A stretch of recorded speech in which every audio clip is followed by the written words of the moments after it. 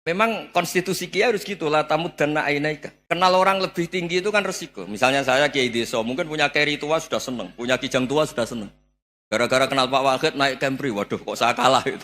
Kenal orang itu kan resiko. Mungkin dosen-dosen sini kalau kenal saya di Rembang juga resiko. Di sini gak ada cium tangan, melihat saya dosen, wah gak enak jadi dosen. Jadi memang harus dibatasin. Sekiranya mungkin orang itu, karena latamud dan nanawa, ainaika ilham. Kamu jangan sering melihat orang lain yang mungkin secara lahir dapat nikmat yang lebih tinggi timbang Anda. Kalau kamu gak bisa ngelola hati Anda bisa hasut, Anda bisa dengki. Paling tidak Anda bisa ada syukur. Saya itu sering didolani pejabat. Juga sering melihat pejabat di TV-TV. Naik mobil aja ada yang naikkan. Bahkan kalau wudhu itu anduk aja ada yang bawa. Itu kalau yang nggak kuat, weh naik jadi pejabat. Ya makanya terus konstitusi Kiai itu mengatur, sudahlah. Mata kamu itu kamu batasin. Jangan melihat sesuatu yang potensi ya. Potensi menjadikan Anda tidak apa? Syukur. Jadi dulu ada orang yang sangat cerdas, namanya Jubair bin Mut'im. Dia saking cerdasnya, juga kaya, juga tokoh, dikirim sebagai delegasi pembebasan Asra Badrin, tawanan Badar. Kemudian pas datang ke Masjid Nabawi, Nabi delalah pas baca Wattur wa kitabim mastur. Sampai pada titik Nabi baca Am khuliqu min ghairi syai'in am humul khaliqun. Apakah penciptaan yang sedemikian canggih itu dimulai tanpa perwujudan, tanpa sesuatu yang real, yang maujud? Orang itu langsung bersimpuh, matur, ya Rasulullah saya Islam. Kada qalbi yatir, hampir hati saya, otak saya, pikiran saya itu terbang. Karena logika yang dibangun ateisme misalnya, kalau alam raya ini dimulai dari nihilisme, berarti logikanya apa? Al-adamu yakhluqu maujudan. Alam raya ini kan maujud, maujud itu ada. Kalau yang lebih dulu itu ketiadaan, berarti ketiadaan menjadi sebab kewujudan. Kalau dalam bahasa Arab itu, al-adamu yakhluqu maujudan. Sesuatu yang harusnya nggak jadi faktor karena ketiadaan, menjadi faktor sesuatu yang nyata. Itu kan nggak masuk akal. Ya, kalau alam raya ini ada al-adam sing yasbiku maujudan, berarti alam raya ini al-adamu yakhluqu maujudan. Sesuatu yang tidak ada, menciptakan yang ada. Dengan logika itu terus kita ngaji. Diajari sama guru-guru kita, sifat dasar Allah itu maujud. Wallahu maujudun qadimun. Terus masuk. Yang harus distatuskan pertama dari Allah itu apa? Maujud, wujud. Karena dengan wujud ini layak menjadi penyebab adanya alam raya ini. Sehingga ketika kita menolak faham nihilisme atau ateisme, faham tanpa Tuhan, tanpa pencipta awal, kita punya diroyah. Bahwa tidak mungkin ketiadaan ini menjadi sebab perwujudan alam raya ini. Yaitu am khuliqu min ghairi syai'in. Masa alam raya ini diciptakan tanpa sebab yang nyata, yaitu wajibil wujud. Siapa itu? Allah Subhanahu wa ta'ala. Begitu juga menyangkut sholawat. Orang boleh beda pendapat tentang redaksi sholawat. Ada yang sholli ala Muhammad, ala Sayyidina Muhammad, Nabi Muhammad. Monggo lah masalah redaksi saja. Tapi setelah dianalisis, Nabi itu Pak Rektor, jadi Nabi setelah Nabi Isa saking dihormatinya sampai dituhankan. Juga jadi Nabi yang ada cerita masih hangat, orang Yahudi itu bunuh Nabi. Jadi yang satu mendudukkan Nabi sedemikian tinggi sampai kayak Tuhan, yang satu menjatuhkan Nabi sedemikian rendah sampai dibunuh. Kayak apa susahnya jadi Nabi Muhammad SAW. Kemudian dengan gampang, Hadaddin agama ini bikin syariat yang bernama sholawat. Redaksinya monggo lah sesuai tradisi masing-masing. Allahumma sholli ala Muhammad, Allahumma sholli ala Sayyidina Muhammad, ala Nabiyina Muhammad, monggo lah. Tapi yang jelas redaksi ini kalau didiroyah dikaji, Allahumma itu Tuhan, Tuhan itu pemberi. Wa Muhammadun wa injalla qadruh abdun min ibadi. Muhammad apapun tinggi derajatnya tetap berstatus hamba. Sehingga agama ini terjaga oleh syihotus sholawat. Agama ini terjaga oleh redaksi sholawat. Yaitu Allah tetap pemberi sebagai Tuhan yang enggak tersaingi. La syarikalah. Rasulullah Muhammad wa injalla qadruh. Apapun prestasinya bisa mi'rad, bisa apa saja. Tetap seorang hamba yang butuh muhtajun ila rahmatih. Jika redaksi Allahumma sholli ala Muhammad ini mengukuhkan yang Tuhan tetap Tuhan. Hamba pilihan tetap hamba pilihan. Tentu dengan redaksi ini kemudian kita mendudukkan Nabi benar-benar posisi terhormat. Yaitu orang yang paling berhak dapat askat tahiyat, mendapat penghormatan Allah paling tinggi, yaitu Rasulullah Muhammad SAW. Dan itu diulang-ulang oleh Allah. Subhanalladzi asra bi abdi. Status hamba ini diulang-ulang. Lagi-lagi ini bernama diroyah. Bernama apa?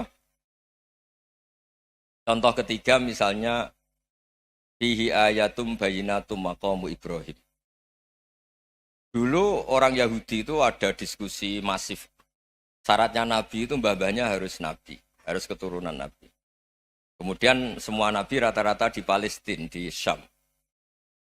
Lalu Muhammadnya asal-usulnya dari mana? Tahu-tahu orang Arab kok Nabi, padahal orang Arab itu dulu jahiliyah. Walhasil terus diceritakan, bukti Muhammad ini turunan Ibrahim adalah ada jejak kaki Nabi Ibrahim di dekat apa? Ka'bah. Fihi ayatum bayinatum maqamu Ibrahim. Kalau Nabi Ibrahim pernah di Mekah, artinya beliau pernah meninggalkan turunan yang di Mekah. Itu bernama Nabi Muhammadun sallallahu alaihi wasallam. Itu disebut fihi ayatum bayinatum maqamu Ibrahim. Nah, itu namanya diroyah. Diroyah itu satu perilaku keseharian kita beragama, kemudian tahu logikanya. Yang keempat misalnya, mangkana yu'minu billahi wal yaumil akhir fal yukrim apa? Jaro. Orang yang iman karena Allah dan Rasul, maka memuliakan tetangganya. Andaikan pakai hukum sosial, tentu kalau tetangga kita baik, kita baik. Kalau kurang baik, kok kurang penggawean kan gitu. Tapi dulu itu pernah ada seorang ulama itu dibully ya, dikerjain sama anak muda tetangganya. Pak Kiai datang ke rumah saya, orang ini datang. Kemudian setelah di rumahnya, saya tidak jadi butuh sama Pak Kiai, silahkan pulang. Itu Kiainya senyum menikmati. Dan itu terulang 3 kali. Dibully seperti itu, dikerjain terulang 3 kali. Lalu tetap Kiainya tuh asik, seneng sekali. Lama-lama muda ini tanya, kenapa engkau tidak tersinggung? Padahal saya kerjain sampai 3 kali. Tak undang, terus tak suruh pulang, tak undang, tak suruh pulang. Kata Kiai tadi, yang memerintahkan baik sama tetangga itu Allah. Jadi saya nikmati ketika bisa baik sama Anda. Tidak ada urusannya dengan perilaku Anda yang menolak saya. Nah itu terus kita tahu, memang motifnya kita baik sama tetangga karena iman sama Allah dan Rasul, bukan hukum kompensasi sosial. Jadi kalau mau diteruskan Pak Rektor, saya ngajar di sini ya karena perintah Allah itu orang alim harus ngajar, bukan karena perintah Rektor. Kalau diteruskan. Ya saya mohon juga gitu, para dosen, para karyawan di sini, kalau nggak khianat dengan UI itu karena takut sama Allah, jangan takut sama Rektor. Kalau Anda baik juga karena Allah, jangan baik karena apa? Rektor. Bagaimanapun ya semua kita ini makhluk. Makhluk itu la yadurru wa la yanfa. Begitu juga melihat Indonesia. Melihat saya ini kan ikut di UI itu lama sekali, ikut sama Profesor Zeni, dari Profesor Zeni nulis tafsir. Mungkin Pak Harsoyo tahu banyak, dulu Pak Lutfi ya tahu banyak. Tapi saya memang nggak pernah terbuka karena ya memang nggak ingin sebenarnya. Kondisi ini kondisi darurat. Sehingga saya tahu cara berpikir Profesor Zaini, ya tahu komitmen beliau pada UI. Dan pendiri UI memang ya banyak yang dari tokoh NU, Muhammadiyah, dari tokoh-tokoh ormas yang lain. Memang didirikan banyak orang. Hingga UI memang nggak milik ormas apa tertentu. Dari satu sisi memang baik, nggak dikuasai ormas tertentu. Tapi nanti kalau keterusan ya nggak berbentuk. Ya sudahlah dikelola saja. Sambil-sambil jelas, sambil-sambil kadang nggak jelas, yang penting ikhlas tadi. Karena kalau terlalu asobia itu jadi repot. Kita ini yang nekuni fikih itu tahu, kalau tidak kuno itu madhabnya Hanafi. Kuno itu madhabnya Syafi'i. Tahu-tahu seakan-akan Imam Syafi'i itu NU, Imam Abu Hanifah itu Muhammadiyah. Padahal ini orang-orang yang sebelum NU dan apa? Muhammadiyah. Jadi kalau kita yang nekuni ilmu itu biasa saja dengan perbedaan. Tapi kalau orang-orang yang nggak siap dengan perbedaan itu sampai Allah disifati Ta'ala itu tidak terima. Padahal Ta'ala itu maknanya Maha Luhur, yang Maha Agung. Jadi ada seorang kiai kebetulan pidato pertama Pak Rektor. Assalamualaikum warahmatullahi ta'ala wabarakatuh. Di mubalik kedua ini nggak terima karena itu dianggap bid'ah ada Ta'ala. Hanya dia bilang Assalamualaikum warahmatullahi ta'ala wabarakatuh. Itu saking asobiahnya itu Allah ditambahi Ta'ala itu tidak terima. Padahal Ta'ala itu maknanya Maha Agung. Nah itu kan jadi repot kalau asobiah gitu. Kalau kita ngadepi perbedaan itu biasa saja. Karena kita mungkin bacanya banyak, lihat hal-hal seperti itu ya biasa saja. Karena dulu itu perbedaan itu urusan sudut pandang. Ya saya ulang lagi, perbedaan itu sudut. Allah yang Tuhan saja sering didebat sama nabi-nabinya. Karena urusan sudut pandang apa? Saya beri contoh ya. Suatu saat Khalilur Rahman Ibrahim itu saatnya meninggal sama Allah, Israel disuruh. Israel itu Ibrahim saatnya meninggal, ambil nyawanya. Lah datang ke Ibrahim, ya Khalilur Rahman Ibrahim, saya disuruh nyabut nyawa Anda. Itu Israel dipaksa mikir sama Ibrahim. Hal ra'aita khalilan yumitu khalilah. Kamu tahu orang yang mencintai kemudian bunuh yang dicintai. Itu logika agak benar. Akhirnya Israel kan gak biasa debat. Kan gak dilatih debat. Gak pernah ikut lomba UI debat ilmiah. Dia taunya nyambut nyawa aja. Kembali ke Allah. Ya Allah, kata Ibrahim, hal ra'aita khalilan yumitu khalilah. Masa kekasih bunuh yang dicintai ya. Tapi kata Allah santai. Bilang ke Ibrahim, hal ra'aita habiban yakrahu ayyalqa habibah.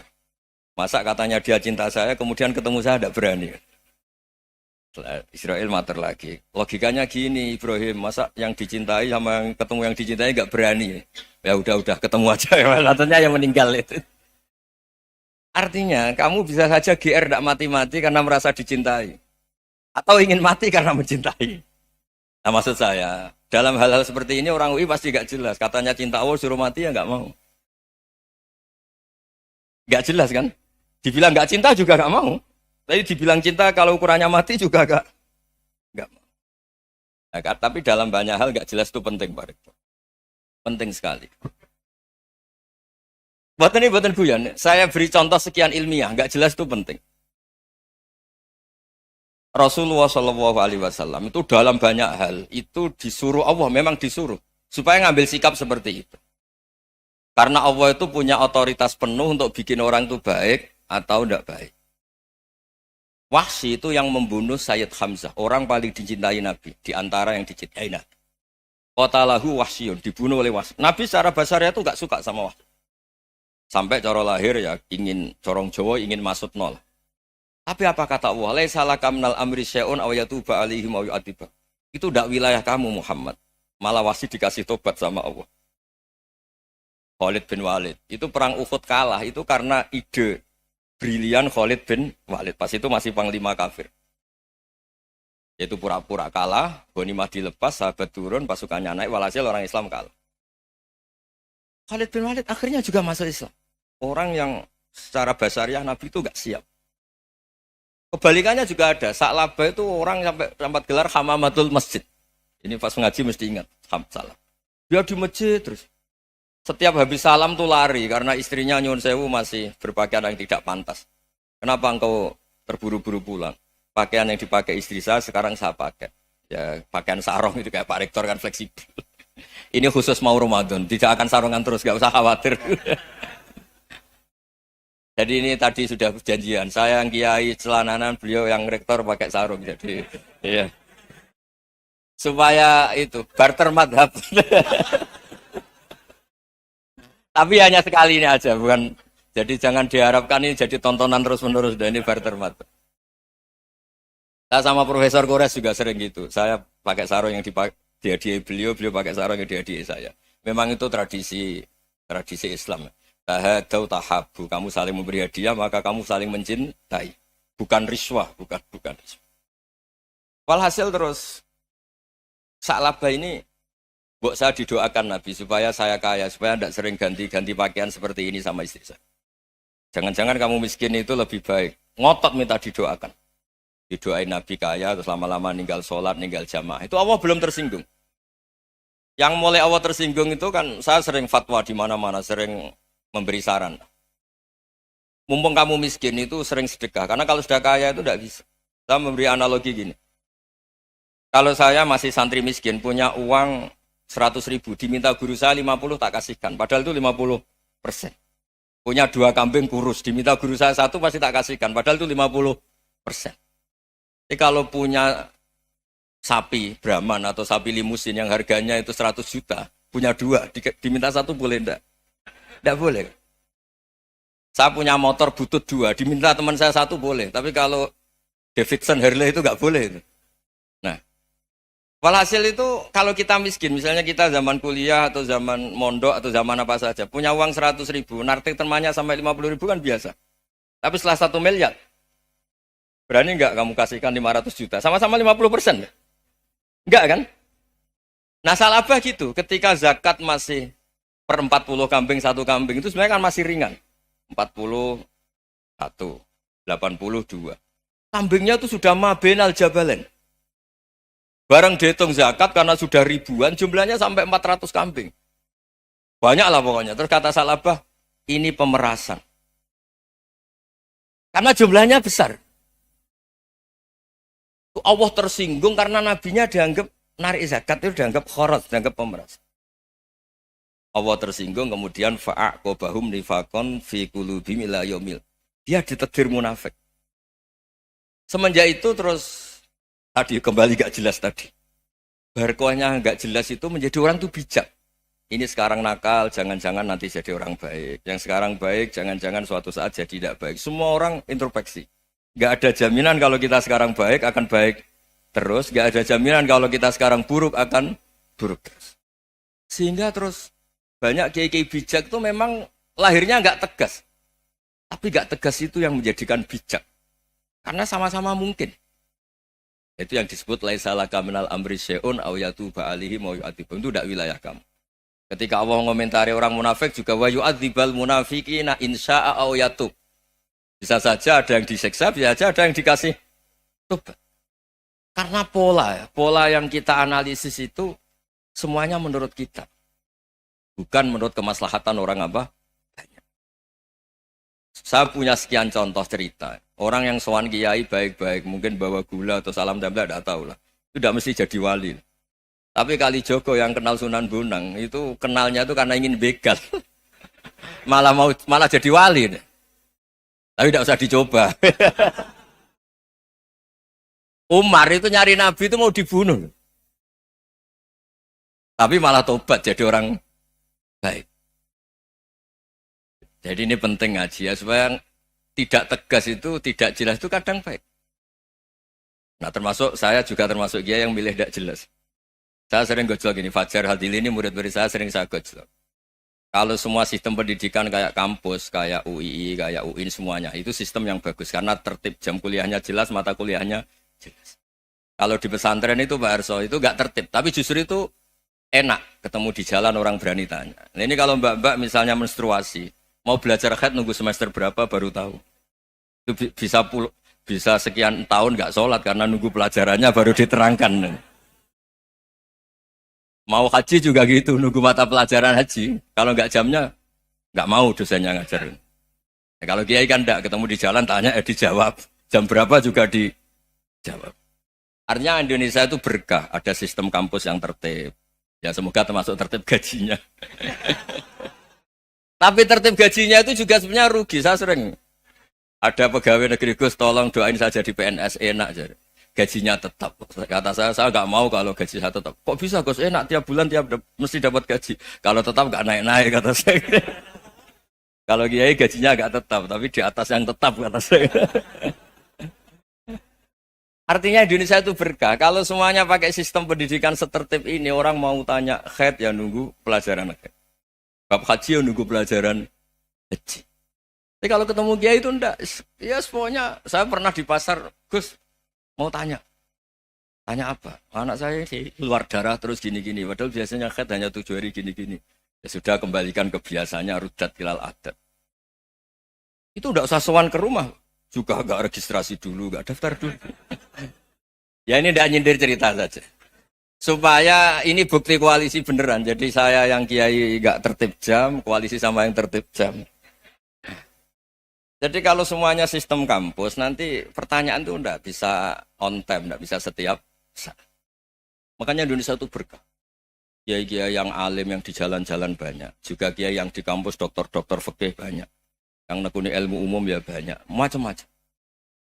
Itu masalah itu kalau saling mengadili itu baru masalah. Misalnya kiai ngeluh, enggak enak jadi kiai, enggak punya gaji tetap. Yang dosen ngeluh, enggak dicium tangannya. Karena memang unik Indonesia itu. Kalau guru fikih kok dosen itu tetap nggak Nggak dicium tangannya. Karena pikirannya anak-anak itu wong sudah bayar disuruh nyium. Itu kayak di alam sadar tuh gitu. Kalau kiai itu kan anak-anak gak bayar itu. Ya opanya cium tangan itu. Makanya kalau kiai-kiai tidak keramat bisa mati karena cium tangannya doang bisa mati itu kiainya. Ya ini cerita supaya saling menghormati saling. Jadi kalau makanya itu pakar-pakar akhlak ya, pakar-pakar etika peradaban. Itu tertampar betul ketika Nabi urusan ilmu itu mengabaikan itu kalau sudah urusan ilmu. Misalnya begini, ada urusan ilmu, ada mbak-mbak cantik atau ibu-ibu cantik. Itu dalam Islam itu diajarkan jangan sopan-sopan banget. Kata Nabi, karena kekuatan ilmu itu di atas kekuatan akhlak, di atas kekuatan adab. Ya nisa an-nabi lastunna ka ahadim minan nisa. Ini taqaitunna fala takhdu'na bil qaul. Fayatma alladzi fi qalbihi maradun. Misalnya ada mbak-mbak cantik, menarik. Kemudian sopan misalnya sama Pak Fajarin sama dosen-dosen. Monggo binara. Wah itu bahaya pikirannya kemana-mana itu. Orang yang imannya pas-pasan, wih berarti mau. Maksud saya kalau cantik, menarik ketemu di jalan, biarin aja dosennya mau kemana, biarin aja. Gak usah dihormatin. Kalau dihormatin, Pak mau kemana sadere no bisa bahaya ya. Tak biarin aja. Kalau tanya, Dek ini alamatnya mana? Cari sendiri Pak.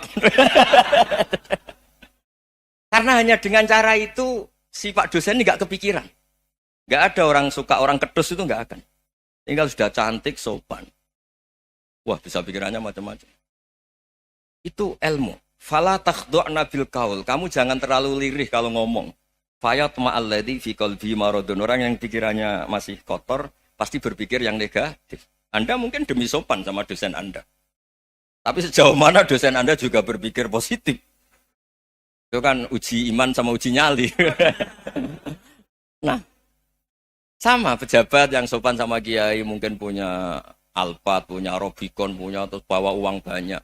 Terus sama kiai cium tangan hormat. Jangan-jangan kiainya yang pikirannya macam-macam.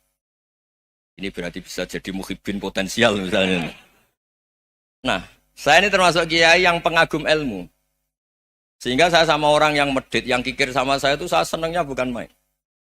Kenapa? Karena kalau orang medit itu gak berhak nuntut. Tapi kalau orang lomo 1 juta minta surga, 2 juta ya minta apa? Surga. Gus, salam template. 200.000 aja kadang minta surga.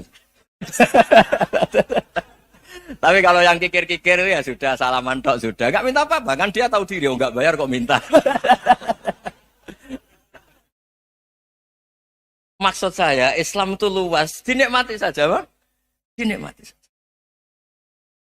Nah itu diroya, maksudnya itu diroya. Diroya itu kamu tahu aturan Islam itu kamu harus yakin khairihi wa syarrihi minallah. Semua itu ujian, tapi kemudian dikaji. Makanya saya ini termasuk pengagum Imam Syafi'i. Imam Syafi'i itu dikasih tahu. Ada orang yang di depan engkau cium tangan hormat tuh di luar ngomong-ngomong, ngata-ngatain Anda. Imam Syafi'i tertawa-tawa sowan. Loh, ada ini dikata-katain di luar kok. Kok tidak kamu anggap munafik malah tertawa. Berarti saya wibawa, di depan saya nggak berani. Dianggap enteng saja. Dibilangin, sebagian orang kampung sini nggak suka sama engkau. Baguslah, tidak akan pinjam uang sama saya. Di mana-mana orang pinjam minta tolong itu karena seneng. Kalau benci kan enggak. Intinya dianggap enteng saja. Yang terjadi di dunia itu semuanya dianggap enteng saja. Man asa ilaika faqat atlakoka. Yang berburuk sama kamu itu membebaskan kamu. Coba kalau akrab, titip. Ya misalnya akrab sama Pak Fajar. Bilangkan ke Pak Rektor, sangkap tuh jadi guru tetap atau apa, kan ribet. Kalau tidak cocok kan nggak minta apa-apa. Makanya hati-hati Pak Rektor sama yang akrab-akrab. Itu dulu saya juga nggak paham. Di antara wasiat Bapak yang sering diulang-ulang tuh itu. Suatu saat kamu jadi kiai, ngelola orang nggak seneng tuh gampang. Sudah, situ orang lain. Tapi kalau ngelola orang orang seneng tuh repot. Mintanya aneh-aneh. 100.000 aja minta surga. Hanya teman tenis saja minta naik jabatan. Intinya itu ya sudahlah dikelola. Yang seneng ya berkah, mungkin teman berjuang, teman diskusi. Yang nggak seneng ya berkah, karena ini tidak minta macam-macam, enggak seneng. Nah itu namanya diroya. Diroya itu satu kajian keilmuan yang menjadikan kita ini nyaman dengan riwayat-riwayat panduan-panduan dari Rasulullah Shallallahu Alaihi Wasallam kayak tadi. Kenapa sih tentang baik sama tetangga, baik sama tamu? Hitung-hitungannya itu mangkana yu'minu billahi wal yaumil. Saya pernah dicium sama orang miskin yang akut miskin betul. Itu tak ajarin, Anda ini lebih hebat ketimbang orang-orang kaya. Misalnya gini, misalnya ada komunitas rektor atau kiai besar. Saya ini kata orang banyak termasuk kiai besar. Mungkin kalau pinjam uang itu karena mau beli mobil, aksesoris mobil, karena kita kiai top atau rektor atau orang-orang top. Kalau sesama orang miskin itu pinjem-pinjemannya itu urusan beras, itu urusan nyawa. Keren mana? Nyelamatkan nyawa sama aksesoris mobil. Nyawa. Jadi pahala kamu pasti lebih besar itu. Itu senengnya jadi orang miskin terus keterusan sampai sekarang. Itu. Lo coba kalau menteri sama menteri, rektor sama rektor, kira-kira pinjamannya apa Pak Arso? Kan kalau mau beli mobil atau mau umroh VIP, pokoknya yang keren-keren. Kalau orang miskin pinjam karena apa? Makan kan? Beras kan? Makanya kalau yang sedang miskin monggo lah kalau ingin teruskan. Kata itu. Maksud saya Islam itu seenak itu. Islam itu segampang itu. Sudahlah yang sedang miskin ya keren. Karena sekali sosial itu urusannya apa? Nyawa. Tapi kalau miskin semua ya Indonesia bisa tutup kan. Ya sudah yang kaya-kaya itu saya mengatakan Indonesia karena bayar pajak yang menjadikan Indonesia berjalan. Tapi ya dipakai yang benar. Nah, begitu seterusnya. Ada kiai miskin cerita ke kita. Gus, enak jenengan alim, terus punya santri banyak, bisa ngajar di mana-mana. Saya bilang, hebat kamu. Dia hidup di daerah tertinggal. Itu yang diajarkan kan hanya tauhid. Kan nggak mungkin desa tertinggal baca fikih perbandingan madhab. Kan nggak mungkin. Kalau yang kayak Pak Fajar, Pak Sadali kan nggak mungkin. Fikih perbandingan apa? Madhab. Menyorot madhab dunia. Gaya engkek-engkek itu kan nggak mungkin. Tapi pertanyaannya, yang menyelamatkan masuk surga itu tauhid apa perbandingan madhab? Tauhid. Ini hanya mengajarkan fardu kifayah sunat-sunat. Ini Anda mengajarkan fardu ain. Surganya dulu kamu. Oh terus senangnya jadi kayak gitu. Karena yang diajarkan apa? Tauhid. Sementara kita yang gaya-gaya ini. Ajarkan perbandingan apa? Madhab, studi banding ke Al-Azhar kemana-mana. Ini enggak, tauhid. Dari orang nyembah pohon jadi nyembah Allah Ta'ala. Keren enggak? Jadi terus kiki sama saya senangnya bukan karena tak bela. Tapi ada yang agak kurang ajar tanya saya. Kalau itu hebat kenapa Gus gak mau jadi kayak gitu? Waduh. Wah ya repot kalau pertanyaan. Terus tak jawab, kalau saya jadi kayak gitu, kamu ngangsu ilmu dari mana coba? Ya dari jenengan ya. Kalau sama gobloknya ada bisa. Ya sudah Gus aja yang jadi kayak besar. Maksud saya, ya sudahlah kita begini seperti yang saya ajarkan di sini, saya sarankan supaya orang itu tahu.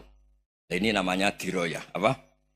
Makanya kata Imam Ghazali itu kalau kamu ingin sopan gampang melihat anak kecil, wa aqallu minni dzamban, dia dosanya lebih kecil. Karena masih kecil kan, tentu secara dosa enggak banyak. Kalau melihat orang yang tua, wa aktsaru minni ibadatan, dia tentu ibadahnya lebih banyak karena umurnya lebih banyak.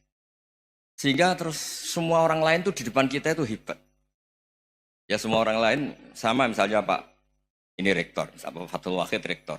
Tanggung jawabnya lebih banyak, berarti pahalanya lebih banyak. Tapi sama, ketika melihat Nyon Sewu, melihat pegawainya yang secara lahir di bawahnya, ini tanggung jawabnya enggak banyak, pasti salahnya juga enggak. Itu yang diajarkan Rasulullah SAW, sehingga enak lah. Tapi kalau kita melihat orang lain selalu salahnya, itu pecundang.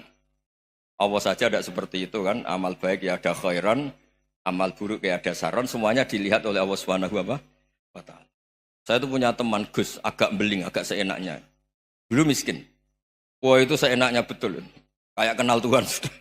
Tak tanya, kenapa kamu seenaknya? 1 bulan tuh labanya bisa 200 juta sampai 500, sampai 1 miliar.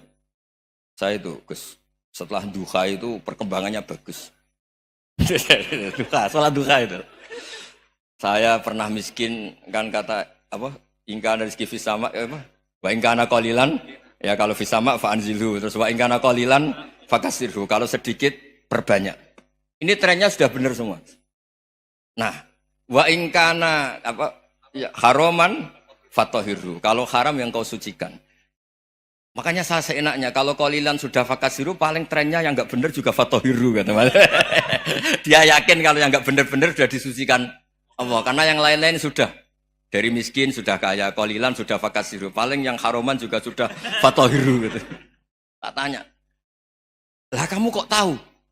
Polanya sudah ada Gus. Karena sang kolilan. Kamu sembrono sama Tuhan kok begitu kan? Tapi apapun itu, seneng saya. Seneng saya sering salah teh, makanya saya mohon yang sekarang miskin, sedang miskin itu ya ndak usah nyesal banget-banget. Kalau ingin kaya monggo lah, namanya orang juga ingin. Ya, tapi Anda harus bangga. Sosial antar kalian adalah urusan nyawa dan itu pahalanya luar biasa. Supaya kita, nah yang kaya-kaya juga boleh GR lah, karena pembayar pajak. Dan itu bisa menyelamatkan apa? Indonesia Raya. Begitu seterusnya. Itu yang diajarkan Nabi, antawadhu hatta la yabghiya ahadun ala ahadin. Kamu semua harus tawadhu sehingga antar kalian tidak saling tidak sopan, tidak saling liar, tidak saling mendolimi. Termasuk tadi sikap gak jelas tadi. Orang dolim yang sekarang dolim bisa saja tobat, yang sekarang soleh bisa saja nanti. Semuanya itu mungkin. Kita diajari ya muqallibal qulub tsabbit qalbi ala dini. Jadi keliru kalau kita dalam banyak harus tegas, gak mesti. Al halalu bayyinun wal haramu bayyinun. Tapi ada wa bainahuma umurun mustabihat. Ada yang wilayahnya itu abu-abu. Misalnya ada perempuan cantik misalnya, contoh paling gampang. Kalau kamu ajari secara serius, kamu bisa saja tergoda jadi fitnah. Tapi kalau orang soleh gak berani ngajarin, kemudian digunakan orang fasik, malah menjadi orang nakal, kita juga tanggung jawab. Kamu mau tegas gimana? Wilayahnya sama-sama mungkin. Wilayahnya sama-sama mungkin. Yang dekat pejabat mungkin terkontaminasi KKN. Tapi kalau pejabat gak dekati orang soleh, punya perilaku yang gak soleh, yang repot juga Indonesia kan. Nah hal-hal seperti itu kita tidak perlu ngambil sikap. Maksudnya gak usah ngambil sikap, ya kita buktikan kalau milih satu madhab, kita buktikan semuanya lebih baik, semuanya lebih bermanfaat, semuanya lebih berperadaban. Karena gak bisa dihindari wa bainahuma. Termasuk nyuwun sewu, saya mohon maaf sama mulai Pak Harso, Pak Lutfi sampai Pak Fathul Wahid. Saya ini termasuk kiai yang gak suka dekat sama orang-orang top. Bukan karena hasud. Memang konstitusi kiai harus gitu, la tamuddanna ainaika. Kenal orang lebih tinggi itu kan resiko. Misalnya saya kiai desa, mungkin punya keri tua sudah seneng, punya kijang tua sudah seneng. Gara-gara kenal Pak Wahid naik Camry, waduh kok saya kalah itu. Kenal orang itu kan resiko. Mungkin dosen-dosen sini kalau kenal saya di Rembang juga resiko. Di sini gak ada cium tangan, biasa dosen, wah gak enak jadi dosen.